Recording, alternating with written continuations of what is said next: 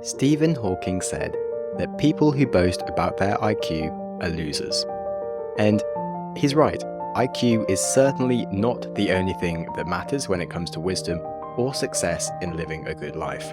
However, the ability to make intelligent decisions and cultivate wisdom in our life is a thing that matters. So this begs the question, if IQ isn't the only thing that controls how intelligently or wise we behave, what else does control this? And what could we do to become more intelligent? Well, you are listening to the right podcast episode, because if this question interests you, that is the topic of today's episode. And we're going to have a great set of lessons for how you can make better decisions and become a more wiser person who behaves more intelligently over the whole of the year to come. And now time for a quick advert break. Hello and welcome to the Growth Mindset Podcast. I am the host, Samuel Webster Harris, and we're diving into building intelligence. And let's firstly just dive into IQ, because it's something people don't always understand, or what intelligence even means. So IQ is basically a test of our ability to understand things quickly. It's the ability to do calculations of maths or shape-based puzzles, or to calculate the answers to language puzzles quickly under time. It essentially tests how good we are at learning the rules of a system to be able to calculate the correct output based on some inputs given to us. And it's basically, at a simpler level, is how good are you at recognizing patterns and working out the answers from some prior stuff given to you by working out what pattern it fits. And you could also say that this means that intelligence is the ability to calculate the consequence and the impact of things, and thus to behave intelligently. People who are better at understanding the impact and consequences of their choices and their actions would be behaving more intelligently and more wise. So you don't need to become better at maths to live more intelligently. You need to get better at understanding the consequences and the impact of the different decisions that you could make, so that you can make different decisions and get better outcomes. So whether you have a choice concerning what work you should be doing, where and how you spend your money, the people that you spend time with, or the activities that you do in your free time, these are all decisions that we make internally and that we can get better at doing to become more intelligent. So intelligent people should usually, on average, make these choices better, and they'll learn which choices are going to have the result that will lead them to more happiness and achieving the output that they want. And before I get over my skis here, I will say that just because you have higher, it can even give you more dissatisfaction due to feeling that you have more potential that feels unfulfilled, or you might feel misunderstood, or simply bored. And happiness is also, of course, 50% part of our DNA, but behaving intelligently or wisely towards our life is just very important, because it gives us a sense of progress and it gives us the ability to have growth instead of stagnation. And if we have a higher IQ, it might mean that some of these things in regards to life choices might take us less long to learn them, but whatever a new system is that we are presented with, and someone with a higher IQ, potentially when they're given some form of new system that they need to learn to calculate the inputs and outputs and what their decisions might mean, should be able to learn that system with more speed. If their IQ is basically just how quick they are at learning mathematical things, like that logic may not always transcend into life. And what I want to talk about more is how we can build more logic into our life and make better decisions there. And of course, in life, even if you have a low IQ, you can still learn to spot the patterns of the choices of your actions. And some things might take more work to be able to spot the patterns of how things happen in life. But if you put in the time to reflect, you can still get better at behaving intelligently. And it doesn't even matter if you have a genius level IQ, you're still not going to become really good at something without putting the time, the hard work and effort into anything. Hence, this is why growth mindset is a thing that exists. And the bigger your growth mindset is, the more likely that you're going to have success, rather than just how big your IQ is.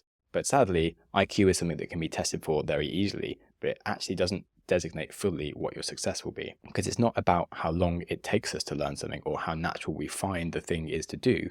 We can still become very good at recognizing patterns and calculating the result of whatever it is we want to get good at through time and active learning. No one needs a science degree to be able to work out how many drinks it takes them before they end up giving themselves a hangover. And that is a form of intelligence. It is the creation of learning from inputs and spotting the patterns in behaviors. And that is a form of intelligence. You've been able to put this data together to create a form of intelligence around how many drinks it takes for you to become hungover. Now, whether you build wisdom around that, which is then making choices so you don't have regrets around your drinking behaviors, that's the next part that you need to then build. But either way, you don't need to have a genius level IQ to be able to do that. Wisdom is just knowing when you want to pay the price of your actions and to choose the right actions that will give you the happiness or success that you want in any particular area. You could say that wisdom is the ability to make decisions without regrets. And just to dive a little deeper into the concept of what intelligence is, I think it's quite interesting how AI now is getting to the point of being able to do very similar behaviors to humans. And if you look at the large language models that are powering ChatGPT, and what they do is they are essentially pattern recognition machines, and they just use statistics to decide what should be coming next. They'll ingest huge amounts of data, and they can talk back to you just using the statistics of all the different words they've had from the millions of pages on the internet. And so when you type something into ChatGPT, it'll pattern match your question to a sensible answer using statistics of just what word should come next after your question has been finished. So it makes it sound like it's giving you a sensible answer as far as your perception is concerned. And so the more powerful or intelligent AIs become is another way of saying that they are just getting better at recognizing patterns and coming up with the right output given the input that they are provided. And as they get even more powerful, they'll be able to generate completely new, novel ideas based on the data given to them. But that's something that humans can already do based on they can carry on a pattern from where it's got to make new information without only being able to just do the same bits. And sure, highly intelligent people are more likely to take knowledge and currently understood things and break the molds of everything that we know in the world, like Einstein changing the laws of accepted physics. But it can be much less groundbreaking than that to just come up with new intelligent behaviors. Like I was talking about drinking, it could be that you're in a group of friends that all do the same things, and the accepted way to have fun is to get really drunk. That's the shared knowledge of the group. It's accepted by the society that you're in, but possibly you might find that you've grown bored of spending all your money on being drunk and doing the same dumb stuff that you always do. You've found repeated evidence that hangovers are awful, and it would be great to actually enjoy your Saturday daytime instead of spending all of the day on Saturday nursing yourself through it. And society and your friends have told you that having fun is getting drunk, but you can create your own new knowledge for yourself and in your group by declaring that this knowledge is not true, or at least it isn't true for you. That's an example of intelligence in very normal life. Now, of course, some people don't have issues with hangovers, and life is to be enjoyed, and drinking is one good way for enjoying yourself. I'm not saying that you're dumb until you stop drinking. I'm just saying that for some people, it is an intelligent decision to drink less. For other people, maybe not. It doesn't matter. The point is that you can be more wise within your own set of scenarios. You don't have to accept what you have been told is right, and you can create your own knowledge. If Einstein had accepted what his teachers had told him, we wouldn't have nuclear power.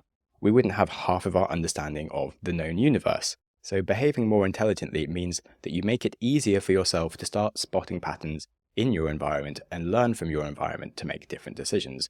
Just because you're not naturally a fast learner doesn't mean it has to take you years to make good decisions. I'll tell you a good example from my past. Now, I actually am one of these stupid idiots with a good IQ, apparently. And I had a science and math scholarship at school, and I sat next to this lovely girl who was not as good as me at maths. I could easily understand what the teacher was saying, or I often just wouldn't even listen to the teacher if we started a new topic to see if I could just work out how to calculate these new maths problems by myself, because I didn't like being told the rules, because I actually liked working it out for myself. And the girl that sat next to me, she would often really struggle. I would always be happy to help her with the problems, and she just really wouldn't understand the way things worked in the way that I could easily understand. So I'd have to explain things to her, I'd help her with her homework, and it was fine. I always scored better than her, and after the topic was done, I wouldn't even bother to think about it again. Yet, when it came to exam at the end of the year, I didn't revise because I enjoyed the challenge of sitting in the exam and working out the answers and the equations by myself, rather than memorizing how to do different types of mathematics, because I just found the memorizing part boring. I liked the challenge of working out how to do it. But when the results came through from the exam, I genuinely thought there was something wrong with the world because she had beaten me. And I was like, what the hell? I am better at maths than she is. Like, I'm always helping her. I always get things quickly, and she doesn't. How can this exam say that she is better at maths than me? The exam must be wrong. And I literally remember to this day how confused I was for a while. I was like, I can remember where I was on the grass. I was sat and I was just like, what is going on? The world doesn't work. And I'm so good at maths. I'm always helping her. The laws of measuring intelligence don't work. Exams are stupid. But of course, the exam was not stupid. Actually, it turned out I was wrong and I was being stupid. Sure, I was faster at learning maths than her, and I had much more natural talent, perhaps, at maths, but over the year, she was better at learning the overall maths topic because she studied harder than me, she studied longer than me, she carried on studying the topic after we'd stopped learning about it in our lessons, and she didn't expect to get to the exam and be able to work it all out. She actually revised, and she had a growth mindset. She didn't think that finding it harder to understand maths than me would stop her from getting a good grade. And so she worked hard and she was right. And of course, I later realized that exams aren't there purely to measure your raw intelligence. They actually measure your overall ability. And that ability does get increased by working hard. And hey, I was very young. Like, it's fine. I now run the Growth Mindset Show. I understand what I was getting wrong. No one had taught me this for some strange reason. Or maybe they had and I just hadn't listened. Either way, I worked it out by myself. Now I run the Growth Mindset Show. It's fine. I'm not a dick anymore. The point is, when we look at our life choices, we can see that we don't need a high IQ to do well in things, and we don't need to wait years for grandfather time to teach us lessons that other people can learn faster. We just need to put more time and effort and thought cycles and reflection into whatever topic it is that we're trying to get good at. When we spend time reflecting, we can understand what we need to do more work on or what's difficult for us. When we're open-minded and experimental with our life and our decisions, we can learn anything about life much faster, and we can get much better at making decisions that will have the outcome that you want. Obviously, I learned that by observing someone that worked harder at revising, that you can get better exam grades. I mean, whoa, genius thing to work out. But yes, turns out working hard gets you good exam grades, and so I started working harder at revising. But it's not just working harder on one pure thing, it's also experimentation. When you look into the world of startups, one of the biggest indicators of whether a startup will succeed is not how good their original idea is or how clever the founders are and what degrees they have. It's also how quickly the founding team are able to get an idea to market, test that idea, and then iterate on the idea and build something new. And so having a fast iteration cycle and being able to change ideas and constantly test them is the way that a small founding team can have the power to outperform their competitors, even if their competitors have better engineers or they have more money. Because if you constantly try different ideas, you can learn faster and change quickly. So it's the same for humans. We don't need to be blessed with the horsepower of ridiculously high IQ or to be able to achieve the life that we want. We just need to be able to spend more time reflecting on our decisions and seeing what the results are of them and experimenting with our lifestyle to get the outcomes that we want and then be able to understand the impact of different decisions that we can make. And this can be in regards to learning where we do our best work that we would be good at, what we enjoy doing, and what could pay us well. It also might be learning where we want to live and the types of people that we want around us and how to engineer the life that we want. This is all part of experimentation to make better decisions. Ultimately, all of these results are in our hands based on the decisions that we make and our actions, and so it's up to us to understand those decisions better. And I watched a really nice video the other day from a guy who has an IQ below 70, and yet he was talking about how he was able to find a job that he could keep. And he'd had the experience up until then of just trying lots of different jobs that he'd been started from and fired basically instantly. His last job, where he was going to train to become a carpenter, he'd been in it for one day and they'd fired him for being too slow and probably dangerous to himself. It could have been a really depressing story. And ultimately he was like, okay, I just want a job where I can't get fired, and hopefully a job where I can have the time to learn to do something that's useful enough to be paid for it. And so he looked online and he found that, at least in fast food, they can't fire you if you turn up to your job on time every day and you don't do anything illegal or you don't shout at the customers, etc. So he applied for a job at McDonald's. He made sure he was never late for any shift, And they started on simple things like just frying the fries. And he said it took him longer to learn than other people usually found, but he was able to do it. And he learned a few other tasks over the next few weeks. And he still finds the job kind of hard sometimes. He can get overwhelmed when there's too many orders at the same time. And he certainly has some worry sometimes that he isn't as good as the other people. But he really feels secure about the fact that he just values his job, he's nice to people, and he keeps on being dedicated and showing up on time. They're not going to fire him. And so he just makes sure that, importantly, he just turns up on time every day. He's never drunk on the job. He doesn't take drugs. He doesn't shout at anyone. He values the job. And because so many people that work there don't value their fast food job, they take it for granted, they don't always turn up on time, that means he has a very big advantage. So he's been able to keep his job, and he's got the result that he wanted just by looking at the patterns of his life and his decisions and working out how to find something that stopped him having the same pattern of just being fired. He saw the patterns that he suffered from with his other jobs and just found a place that suited his needs to get the outcome that he wanted. He had a growth mindset. So despite always being fired, he did fundamentally believe that being fired wasn't his destiny, and he achieved something that he wanted, and he now has job security and the ability to pay his rent and live his own independent life. So it's not just pure IQ that's needed to make good life decisions, it's awareness of ourselves, it's the act of spending time reflecting on the patterns that happen in our life and being able to make the decisions that will create the situations we want and identify whatever blockers that we have that are getting in our way so we can do the right things. So basically, that means it's just some extra reflection and just some well-directed thought cycles around a given problem so that we can actually spend time solving the problem. Whether you're bad at maths, bad at hangovers, or bad at being able to deal with a job with a few too many instructions at once, you can still find a solution to your problems. And basically where I'm going with this is to say that the question of how do we become more intelligent then leads to how do we get better at reflecting and learning from the patterns. And so the first and most important thing you do is put more time into it. When you put time into reflecting, whether that's journaling every day or meditating, whether you talk to a therapist or a life coach, or you talk with your friends about your current situation and your goals, these are all ways at reflecting on your life and then problem solving for what you want. Of course, different strategies are better for different problems, and the way that we do these things is, of course, very important. In the same way that you shouldn't seek financial advice from friends that are always broke because they likely don't have good advice, or someone that maybe has high levels of narcissism shouldn't rely on journaling and meditation without doing something that has some external inputs from others, because they probably won't naturally be able to see ways that would blame themselves for their problems if they just do things like journal and meditate, because they're only coming from things internally. But on that, we can all be slightly narcissistic. It's a natural part of our ego to blame situations on the environment, on other people around us for our problems, rather than taking ownership of the difficult decisions for ourselves. And that's why we need to get better at being humble and adopting a growth mindset to actually be good at questioning ourselves or learning from the advice of others, rather than thinking that we know best. But if we are able to make time for reflection and we are able to put our egos to one side, we can then use these different tools to put ourselves through useful different thought cycles that will help us get to the answers we want to make more intelligent decisions. The reason we don't make enough time is because we just have the inbuilt ego that doesn't like to question itself, and it likes to think that it is correct.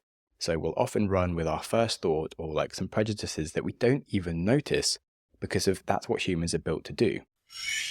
I'm sure you can't wait to hear what I'm about to say next, but we're going to have a very quick pause for an advert just so the show can continue to run and so that I can continue working on the show and making these things for you. If you want to be an investor, you shouldn't expect to just invest in a few stocks that you've heard of or you like the brand and assume that you will beat the market and make lots of money, because that's a great way to actually lose lots of money. You could try using an ETF to get an average of the market returns, or if you genuinely want to start stock picking, you need to create a set of questions that will make sure that you understand what it is you're investing in so you can make intelligent choices. So you'll need questions that will drive you to understand and know how the market of that industry works. That helps you understand what creates changes in that market, how fragmented that market is, how companies make money in the market, and what their general challenges are. And then when you want to go into a specific stock in that market, you should understand who its competition is, what gives that stock an edge, what are the long-term trends in technology or other things that might impact that business, or the macroeconomic trends that factor it. And then you need to work out like, what's the general investor sentiment? Has it got a lot of hype around that company, or has it been judged very harshly for something that isn't true? And if investors are currently wrong about that stock and it's undervalued, that is then the point where you then want to invest in it, because there's suddenly the opportunity that over time it's going to carry on growing as a great business and other people will realize that it's in demand and it will become a much more valuable stock. And that's how you make money. But it takes a lot of questions to understand exactly what it is that you're going to invest in.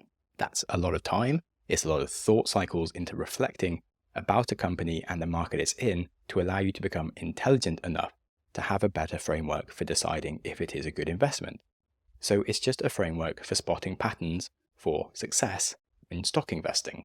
And that's basically how you become more intelligent at anything, is work out a set of questions that will mean you know how to make an intelligent decision on whatever it is you want to decide.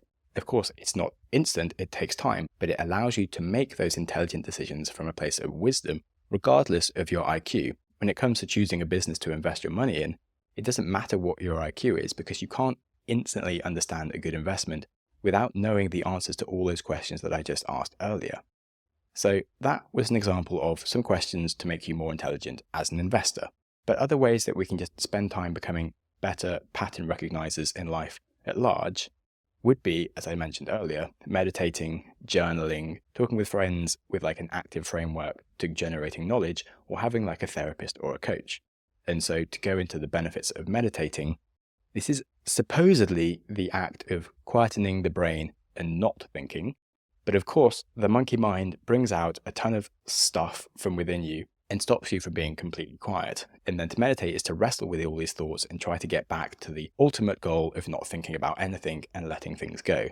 Now, this sounds super dumb, but it's actually very powerful, because one thing is that sometimes when a thought keeps on coming back, it might be easier to just solve the problem because it's annoying you so much, and you actually come up with solutions to things that keep popping up. And the other benefit is that when you go longer term and you are able to quiet like your monkey mind on like just these smaller things, deeper things will creep out of nowhere when we empty our mind, and we'll get below the surface of the mundane problems and we'll get to like deeper problems in our lives. And Yuval Noah Harari said that he would never have been able to write his groundbreaking series on humanity without his meditation practice, the guy that wrote Sapiens. Or Rick Rubin, one of the most successful and most creative music producers on the planet, uses meditation heavily to quieten the mind, but at the same time, get much better at creativity and problem solving. And the other benefit of meditation, of course, is that it helps us stay calm and not let our emotions overwhelm us, and that will allow us to make more wise choices from a place of like clarity and logic, as opposed to just like emotional reaction, which of course is the source of making rash, dumb decisions. So if you want to be more intelligent, being able to understand those emotions and like make more sensible choices as opposed to be driven by them is very useful. Then moving on from meditation, the act of journaling, this is another one that takes many forms. It could be as simple as writing just what happened today, what you enjoyed, what you're grateful for, what you didn't enjoy, etc. But you can go a lot further with lots of really good questions that stimulate different forms of thought trains around specifically solving whatever problem you have in your life. And remembering that we just want to get better at making good decisions, then good questions is really powerful. If I asked you if you had a nice day today, you might just say, yeah, sure. If I asked you what you specifically enjoyed today, you could give me some more information, and like that thought train would go a bit further. If I instead asked you to give advice to someone else to make sure they could enjoy more of the things that you enjoyed that day, you would then go a lot further around like giving advice to someone around how to actually create the sort of outcomes that you've been getting that were good.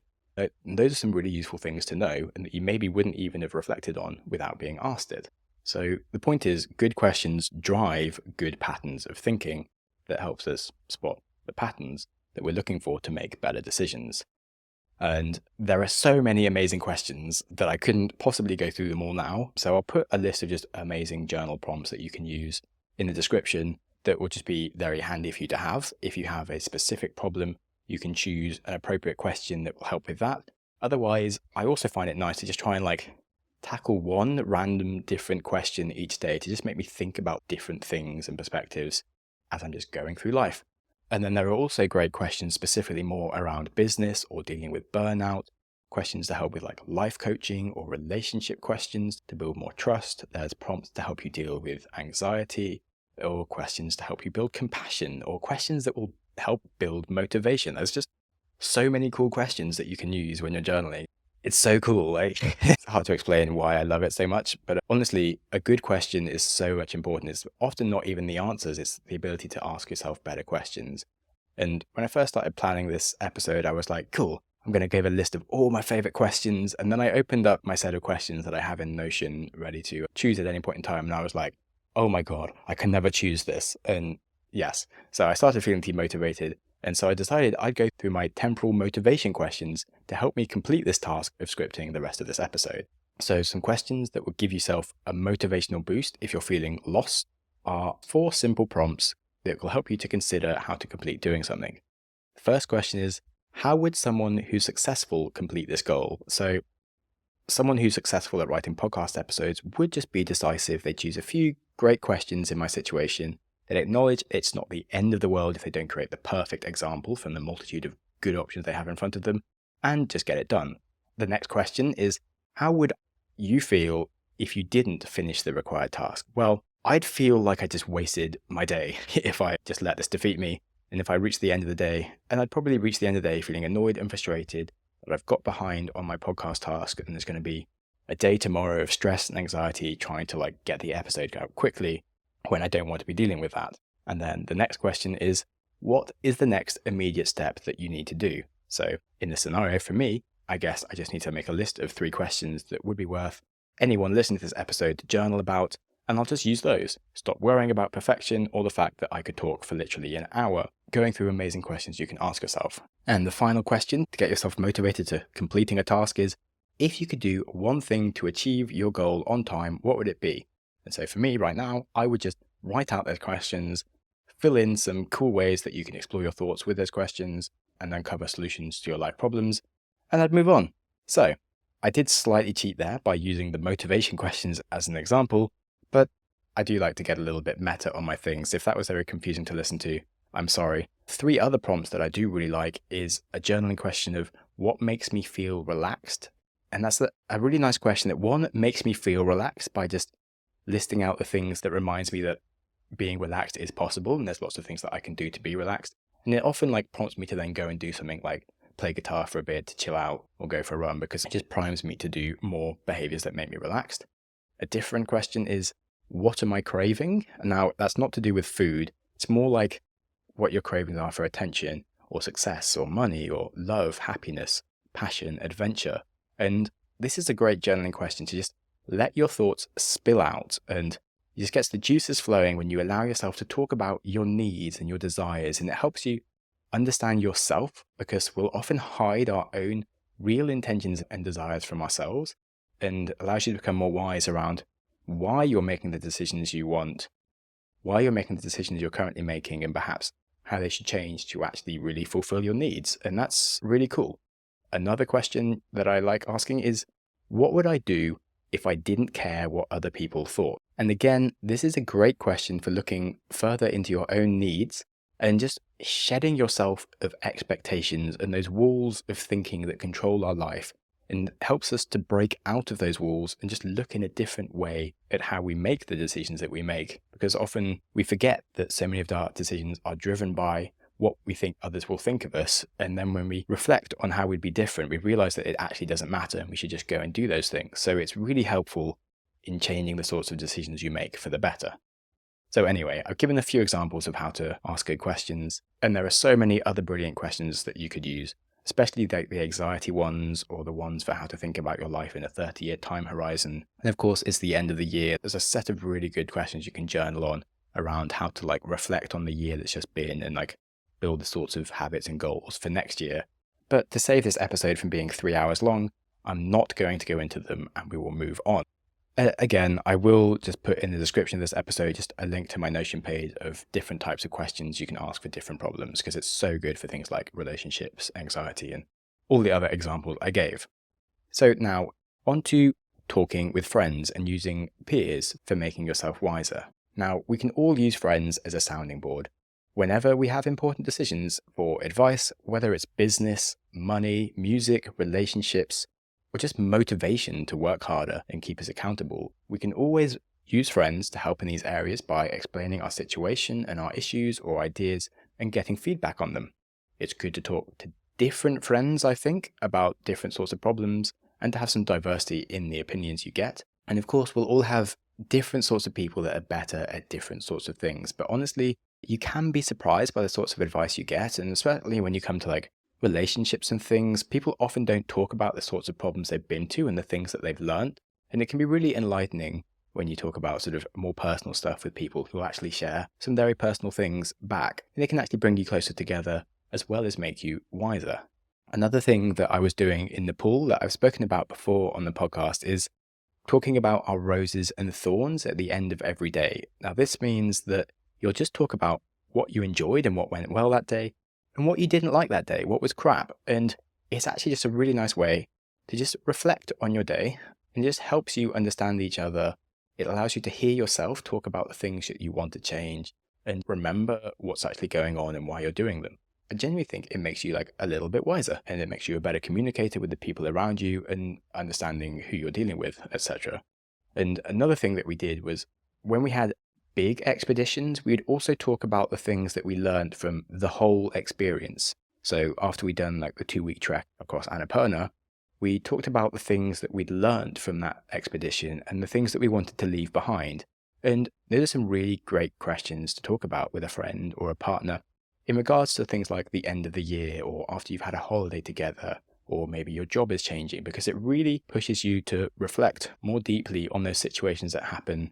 It makes you think about like how you're changing as a person and how you want to change as a person. And then when you talk about the things that you want to leave behind with other people, that helps add some social expectation to the fact that you're going to do it and might help give you some support around making those changes in your life, especially if it's like, oh, I want to leave my bad eating habits or my drug addiction behind, etc., or my shitty responses to my partner. Like whatever it is, there are probably some behaviors that you don't like, but talking about them is a way to reflect and move on and to behave more intelligently.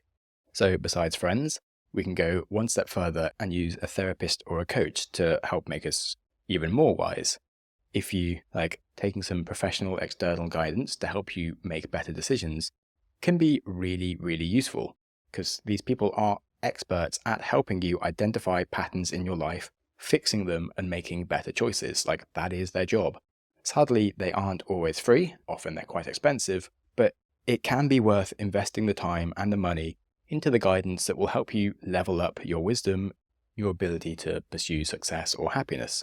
Because ultimately, whatever a therapist or coach is trying to achieve is helping you identify the sorts of problems that you have, asking the right questions that will help you see the situation with more clarity from different perspectives, and to see the assumptions that you maybe are making that aren't true, that are blocking you, identifying the fears that hold you back, and helping you find alternate ways of behaving that will help you get out of whatever problematic behavior you have and give you the confidence to do it, and perhaps also hold you accountable.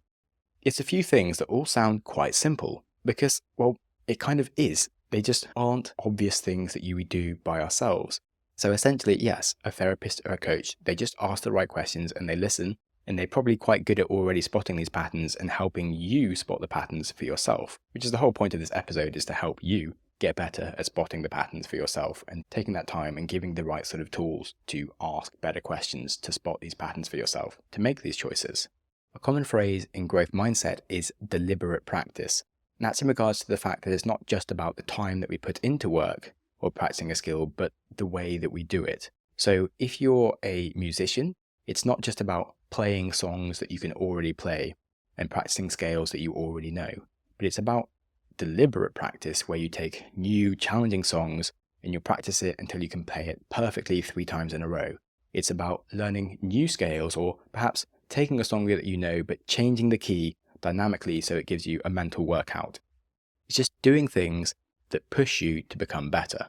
And so it's the same for whatever work we do on ourselves to reflect and become wiser. It's about doing different things that push us to become better.